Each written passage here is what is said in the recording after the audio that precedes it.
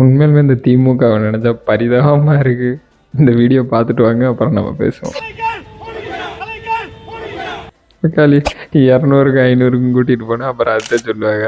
திமுகல இருந்து கொலவெறியில இருந்தாலும் 500 ரூபா கிடைக்குதுல்ல, அதனால வர்றேன் அப்படின்ட்டு போய் கடைசியில மனசுல இருந்து வெளியில வந்துருச்சு.